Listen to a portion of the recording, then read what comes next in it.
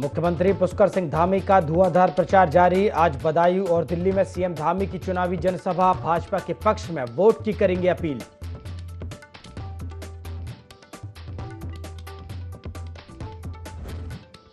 कुमाऊं से गढ़वाल तक धधक रहे जंगल। फायर सीजन में दावानल की अब तक 886 घटनाएं।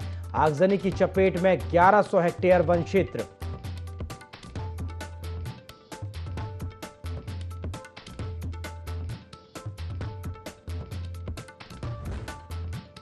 चारधाम यात्रा के लिए 8 मई से ऑफलाइन रजिस्ट्रेशन शुरू।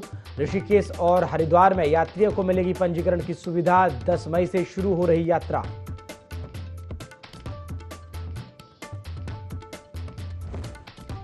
हरिद्वार पहुंचे पाकिस्तानी श्रद्धालु ने लगाए जय श्री राम के नारे। अयोध्या में रामलला के दर्शन कर पहुंचे हरिद्वार।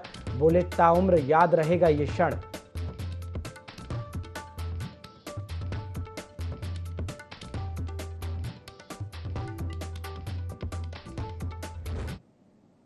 नमस्कार, IND 24 देख रहे हैं आप और मैं हूं आपके साथ प्रभात पांडे। बुलेटिन की शुरुआत बड़ी खबर के साथ करेंगे। देहरादून से खबर है, जहां सीएम पुष्कर सिंह धामी धुआंधार प्रचार कर रहे हैं। आपको बता दें, आज बदायूं और दिल्ली में सीएम धामी प्रचार करने के लिए पहुंचेंगे और साथ ही साथ जनता से भाजपा को वोट देने की अपील भी करेंगे।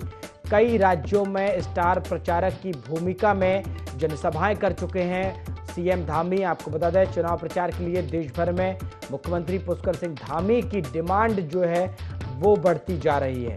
तो लोकसभा चुनाव के मद्देनजर मुख्यमंत्री पुष्कर सिंह धामी लगातार प्रचार प्रसार में जुटे हुए हैं। उत्तराखंड की 5 सीटों पर मतदान हो चुका है और अब इसके बाद अन्य राज्यों पर मुख्यमंत्री पुष्कर सिंह धामी पहुंच रहे हैं, जहां वो लगातार भाजपा को मजबूत करने की कोशिश कर रहे हैं और लगातार प्रत्याशियों के पक्ष में रोड शो और जनसभाएं भी कर रहे हैं। आपको बता दें, इसी कड़ी में आज बदायूं और दिल्ली में सीएम धामी चुनाव प्रचार करते हुए नजर आएंगे।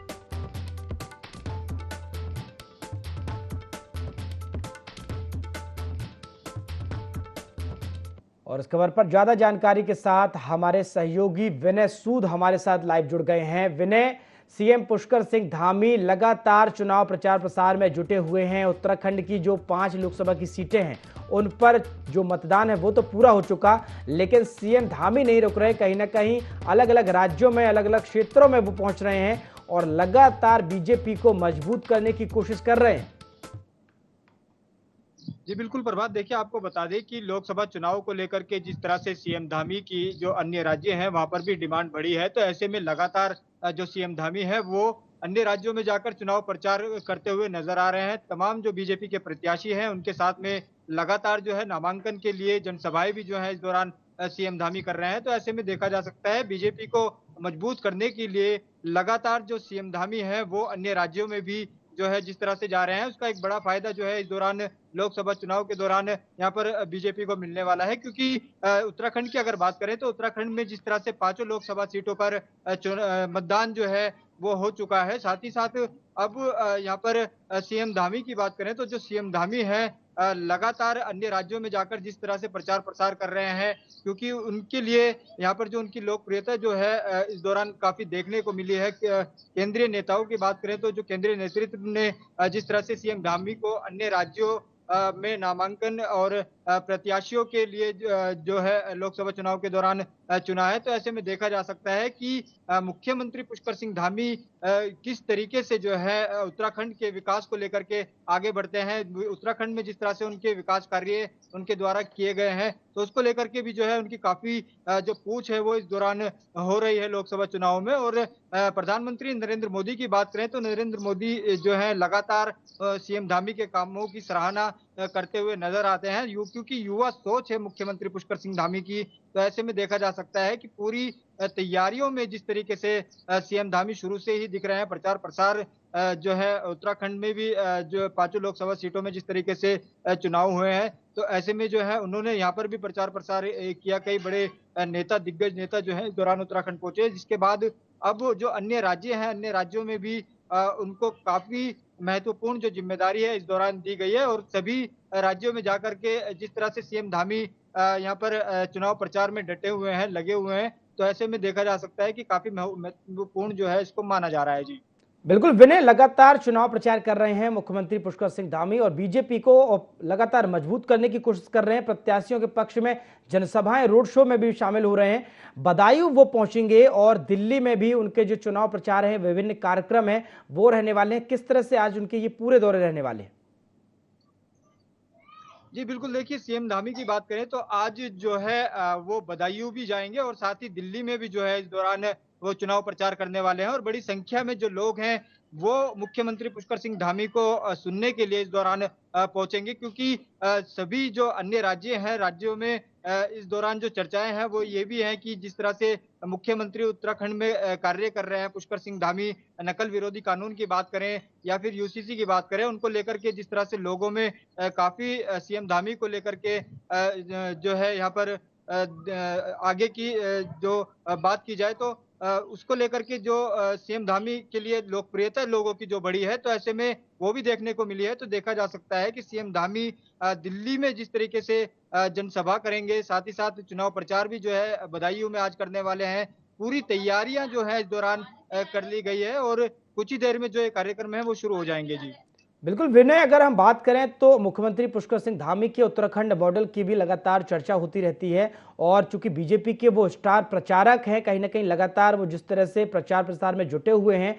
उत्तराखंड की जो 5 सीटें हैं वहां पर तो चुनाव हो चुका, मतदान हो चुका है, अब नतीजों का इंतजार है। लेकिन जिस तरह से वो अन्य राज्यों में पहुंच रहे हैं और उत्तराखंड मॉडल की अगर हम बात करें तो लोगों में इसको लेकर भी खासा उत्साह है और कहीं ना कहीं ये देखने को भी मिलता है कि जब सीएम पुष्कर सिंह धामी मैदान पर होते हैं, सड़कों पर होते हैं, तो लोगों का हुजूम भी देखने को मिलता है।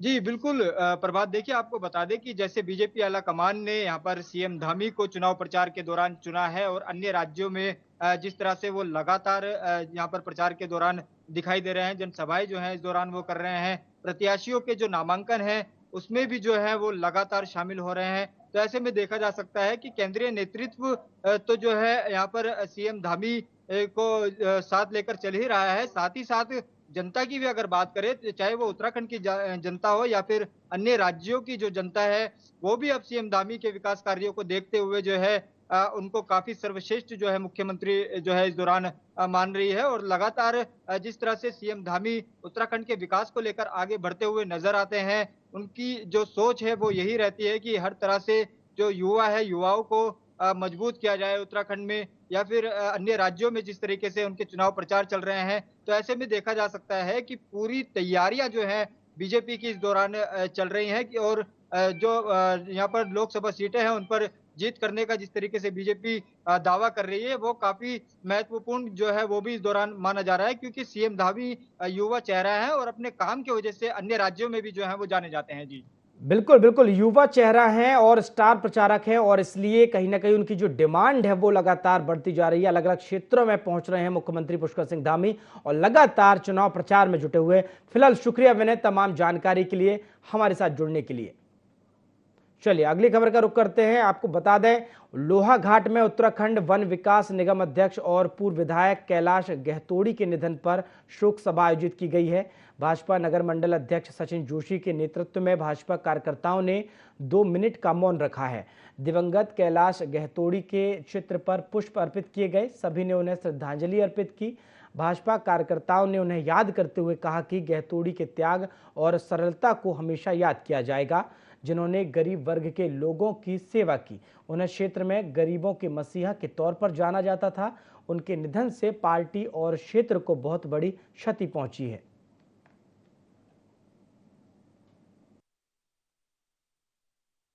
मंत्री माननीय कैलाश गहतोड़ी जी का निधन इस उत्तराखंड के लिए बहुत बड़ी क्षति है। उत्तराखंड के साथ साथ जनपद चंपावत को जो सौगात माननीय कैलाश गहतोड़ी ने की है, वह क्षेत्र के लिए अमूल्य है। इस जो उन्होंने त्याग किया है, इस त्याग को कभी भूल नहीं पाएंगे और हम सब कार्यकर्ता उनकी सोच को आगे बढ़ाने के लिए तन मन धन से कार्य करते हैं। उत्तराखंड में वनाग्नि की घटनाएं लगातार बढ़ती जा रही हैं, जिसके चलते सरकार वनाग्नि की घटनाओं पर रोक लगाने के लिए हर तरह से संभव प्रयास कर रही है। बता दें कि उत्तराखंड में अभी तक 360 वनाग्नि की घटनाएं सामने आ चुकी हैं, जिसमें 58 घटनाएं नामजद होने के बाद कार्रवाई की जा चुकी है और 68 गिरफ्तारियां हुई हैं। प्रदेश मीडिया प्रभारी मनवीर चौहान ने बताया कि सरकार द्वारा वनाग्नि नियंत्रण कक्ष के बाहर टोल फ्री नंबर जारी किया गया है, जिस पर सूचना मिलते ही सरकार द्वारा तत्काल कार्रवाई की जाएगी। वनाग्नि को लेकर के सरकार के द्वारा हर प्रयास नियंत्रित करने के लिए किया जा रहा है। को लेकर के कुल मामले लगभग 360 मामले वनाग्नि के सामने आए, जिसमें करीब 350 अज्ञात घटनाएं जिनके नामजद नहीं हो पाए हैं, लेकिन 58 घटनाएं ऐसी हैं जो नामजद किए गए हैं और उनके खिलाफ कार्रवाई की गई है। अभी तक 68 लोगों को लगभग गिरफ्तार कर लिया गया है और सरकार के द्वारा वनाग्नि नियंत्रण कक्ष है, वहां पर टोल फ्री नंबर जारी किया गया है और राज्य आपदा नियंत्रण कक्ष में से भी टोल फ्री नंबर जारी किया गया है और जब भी कोई सूचना मिलती है तत्काल उस पर सरकार द्वारा कार्रवाई की जा रही है और कुछ हद तक वनाग्नि को नियंत्रित भी कर लिया गया है। खबरों में आगे बढ़ते हैं। प्रदेश में निकाय चुनाव में प्रत्याशियों के चयन के लिए भाजपा जल्द पर्यवेक्षक नियुक्त करेगी। इस दौरान प्रदेश मीडिया प्रभारी मनवीर चौहान ने कहा कि निकाय चुनाव को लेकर तैयारियां शुरू कर दी गई हैं। साथ ही संगठन स्तर पर नगर निकाय क्षेत्र में प्रत्याशियों के नामों का पैनल तैयार किया जाएगा, जिसके लिए पार्टी के वरिष्ठ पदाधिकारियों को नगर निगम क्षेत्र में भेजकर दावेदारों के नाम का पैनल तैयार कर प्रदेश नेतृत्व को सौंपा जाएगा। उन्होंने कहा कि निर्वाचन आयोग व जिलाधिकारियों से मतदाता सूची में जो खामियां आई थी उसको सुधारने की मांग भी पार्टी द्वारा की गई थी, जिसके चलते निर्वाचन आयोग के द्वारा अभियान चलाया जा रहा है। तैयारियों में जुट गई है और संगठन स्तर पर जो नगर निकाय क्षेत्रों में प्रत्याशियों के नामों का पैनल तैयार किया जाता है, उसके लिए हमारे वरिष्ठ पदाधिकारियों को नगर निकाय क्षेत्रों में भेज करके वहां पर जो भी दावेदार हैं उन नामों का पैनल तैयार करके प्रदेश नेतृत्व को सौंपेंगे। जल्द ही हमारे पर्यवेक्षक नगर निकाय क्षेत्र में जाने वाले हैं। इसके साथ ही भारतीय जनता पार्टी के द्वारा निर्वाचन आयोग से और जिलाधिकारियों से भी जो मतदाता सूचियों में जो खामियों की जो बात सामने आ रही थी उसको लेकर के भी उसको सुधारने की मांग की गई थी। इस पर भी निर्वाचन आयोग के द्वारा अभियान चलाया गया है। 7 दिन का वो पूरा शिविर लगा करके और बीएलओ को घर घर भेज करके मतदाता सूची में जो खामियां है उसको ठीक करने की कार्रवाई गतिमान है। देश भर में लोकसभा चुनाव के चलते सभी राजनीतिक दलों के बीच आरोप प्रत्यारोप का सिलसिला लगातार जारी है। इसी कड़ी में महिला कांग्रेस की प्रदेश उपाध्यक्ष आशा मनोरमा डोबरियाल ने राजधानी देहरादून में पासपोर्ट अधिकारी के माध्यम से विदेश मंत्री एस जयशंकर को एक ज्ञापन प्रेषित कर कर्नाटक से एनडीए के वरिष्ठ नेता प्रज्वल रेवन्ना और उनके पिता एचडी रेवन्ना के पासपोर्ट रद्द किए जाने की मांग की है। इस दौरान आशा मनोरमा डोबरियाल ने कहा कि पूरा देश जानता है कि रेवन्ना ने सैकड़ों महिलाओं का अपमान किया है और जिस प्रकार पिता और पुत्र ने पूरे देश को शर्मसार किया है, यह दुर्भाग्यपूर्ण बात है। साथ ही उन्होंने कहा कि एफआईआर दर्ज होने के बाद प्रज्वल देश छोड़कर जर्मनी भाग गए हैं, तो ऐसे में सेक्स स्कैंडल के आरोपी का देश छोड़कर भाग जाना विदेश मंत्रालय की अनुमति के बिना संभव नहीं हुआ होगा।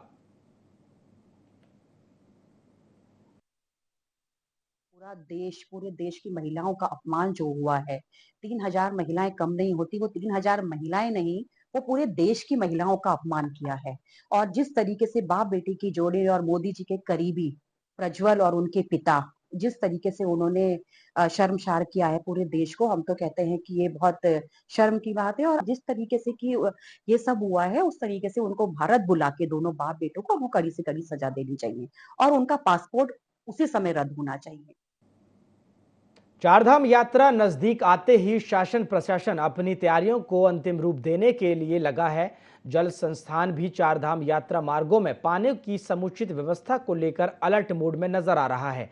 जल संस्थान की मुख्य महाप्रबंधक नीलिमा गर्ग ने कहा कि चारधाम यात्रा बेहद नजदीक है। ऐसे में जल संस्थान द्वारा चारधाम मार्गों में पानी की समुचित व्यवस्था करने के लिए तमाम अधिकारियों को निर्देशित किया गया है। हालांकि नीलिमा गर्ग ने कहा कि हेमकुंड मार्ग पर अभी भी कुछ कार्य बचे हुए हैं, जिनको 10 मई तक पूर्ण कर लिया जाएगा।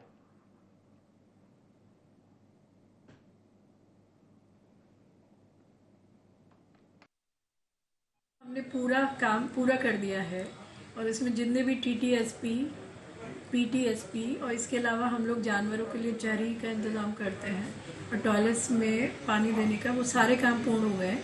केवल हेमकुंड वाला 10 मई तक हो जाएगा, उसके रास्ते में अभी थोड़ा बर्फ है तो वो बचा है और सारे ही काम कंप्लीट हो। देहरादून शहर में स्थानीय डेयरी विक्रेताओं के गंदगी फैलाए जाने की शिकायतों पर नगर निगम एक्शन मोड में नजर आ रहा है, जिसके चलते मुख्य नगर स्वास्थ्य अधिकारी डॉक्टर अविनाश खन्ना ने अपनी टीम के साथ देहरादून की 16 डेयरी का औचक निरीक्षण करके कार्रवाई की और कुल 79,000 रुपए के चालान काटे। इस बात पर डॉक्टर अविनाश खन्ना ने कहा कि डेयरी मालिकों के पशुओं के मलमूत्र को नालियों में बहाने की शिकायतें लगातार जनता से मिल रही थी। साथ ही उन्होंने कहा कि इसकी वजह से नालियों का चोक होना और पानी जमा होना हो रहा था, जिसके लिए इनका चालान किया गया है और भविष्य के लिए चेतावनी भी दी गई। डेयरियों को द्वारा जो है क्षेत्र में जो है नालों में नालियों में जो है मलमूत्र जो है पशुओं का जो है वो बहाया जा रहा है, गोबर, जिसकी वजह से एक पब्लिक न्यूसेंस के साथ साथ जो है नाले भी चौक हो रहे हैं और जिस कारण से सड़कों में पानी जो है बह रहा था। कई प्रकार के जो संक्रामक रोग है उसे भी फैलने का डर रहता है, जिस कारण से जो है ये जो डेयरियां हैं जो सड़क किनारे जो चल रही है, कॉलोनियों के अंदर चल रही है, रिहायशी इलाकों में चल रही है, उन पर जो है हम लोगों ने जो है कार्रवाई की। जहाँ पर वहां पर ये देखने को मिला कि ये लोग खुले में जो है गोबर बहा रहे हैं और इन पर जो है चालानी कार्रवाई की गई तथा इनको भविष्य के लिए भी चेतावनी दी गई है। भानियावाला के संगतियावाला क्षेत्र में जब मोबाइल कंपनी के कर्मचारी टावर लगाने पहुंचे तो ग्रामीण आक्रोशित हुए और टावर कंपनी का विरोध करते हुए टावर को आबादी क्षेत्र से बाहर लगाने की मांग की। ग्रामीणों का कहना है कि मोबाइल टावर से निकलने वाला रेडिएशन से कई तरह की बीमारियों का खतरा रहता है। किसी भी कीमत पर इस टावर को आबादी क्षेत्र में नहीं लगने देंगे। इससे पहले भी इस क्षेत्र में टावर लगे हुए हैं जो ग्रामीणों के विरोध के कारण कार्य नहीं कर रहे हैं। वहीं जिस व्यक्ति के खेत में टावर लगाया जा रहा है उसका कहना है कि यह सब एक षड्यंत्र के तहत हो रहा है। एक व्यक्ति के पीछे सभी लोग चल रहे हैं, हमने सिर्फ अपनी जमीन दी है।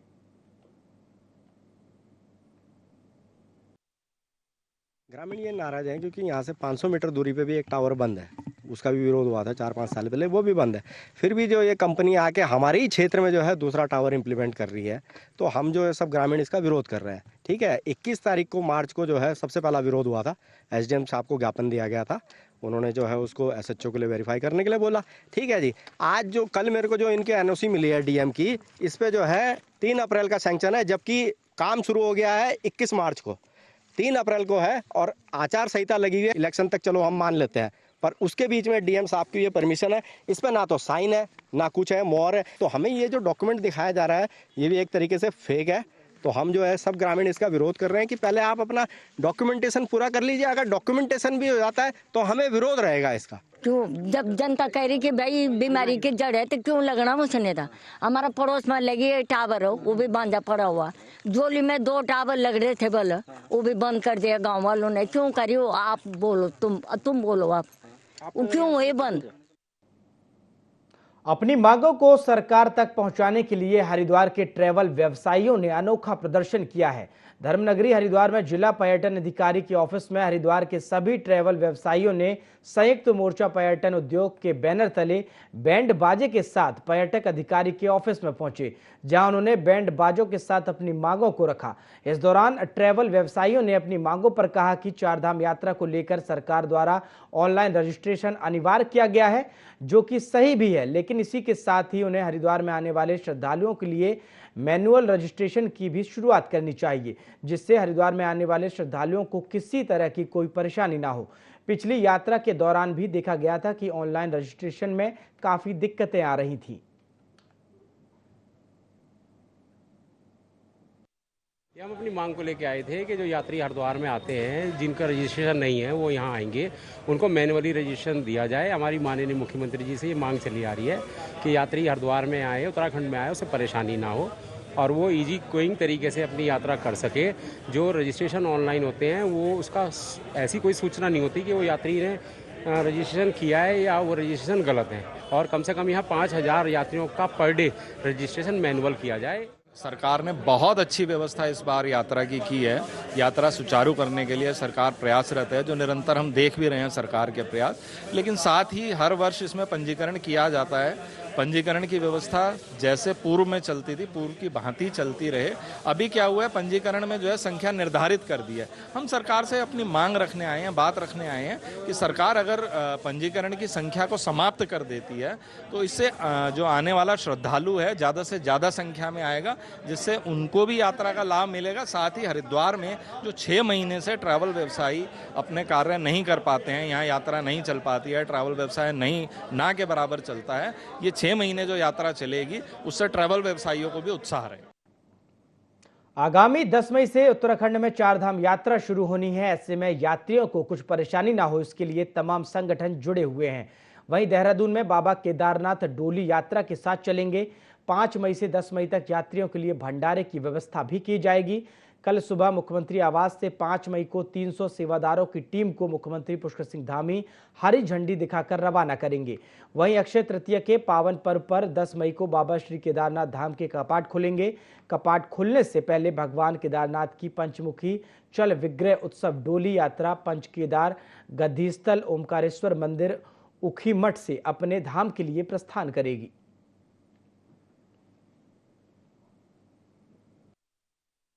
सनातनी देश में सनातनी कार्यों में प्रधान सेवक देश के और मुख्य सेवक प्रदेश के सभी युवाओं को ऐसी प्रेरणा दे रहे हैं कि सनातनी और धर्म कार्यों में आगे बढ़ने का काम युवा कैसे करें। इसके माध्यम से हम लोग आज पूरे उत्तराखंड जब केदारनाथ के कपाट खुलने जा रहे हैं, इसमें मुख्य सेवक करके एक विशाल भंडारे का आयोजन किया जा रहा है। विशाल भंडारे में अलग अलग सांस्कृतिक टीमों की प्रस्तुतियां हैं। उसके बाद हेलीकॉप्टर से पुष्पों की वर्षाओं का कार्यक्रम रखा गया है। एक इवेंट, बहुत बड़ा इवेंट बनाकर माननीय प्रदेश के जो मुख्य सेवक हैं उनके द्वारा कोशिश की जा रही है कि इस यात्रा को एक ऐतिहासिक यात्रा के रूप में इसको बनाया जाए। वीर शहीद केसरी चंद के बलिदान दिवस पर लगने वाले मेले में सैकड़ों लोगों ने उनकी प्रतिमा पर अपनी भावभीनी श्रद्धांजलि अर्पित की। उत्तराखंड के इस वीर सेनानी को 3 मई 1945 को फांसी दी गई थी। उनकी स्मृति में चक्राता और नागनाथ के बीच चौलीथात, जिसे अब रामताल गार्डन के नाम से जाना जाता है, इस जगह एक भव्य मेले का आयोजन होता है।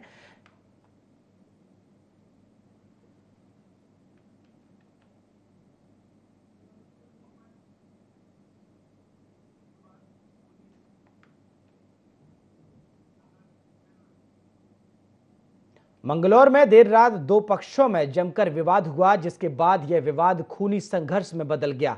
मामला इतना बढ़ा कि दोनों पक्षों की तरफ से मंगलौर के सामुदायिक स्वास्थ्य केंद्र के बाहर ही लाठी डंडे चलने लगे, जिसके बाद कोतवाली से पुलिस बल बुलाया गया, तब जाकर मामला शांत हो पाया। पूरी घटना में एक पक्ष की तरफ से 1 व्यक्ति तो दूसरी पक्ष की तरफ से 3 लोगों के घायल होने की सूचना है। वहीं मंगलौर सीओ के मुताबिक दोनों पक्षों पर कड़ी कार्रवाई करने के आदेश मंगलौर चौकी प्रभारी को दिए गए हैं।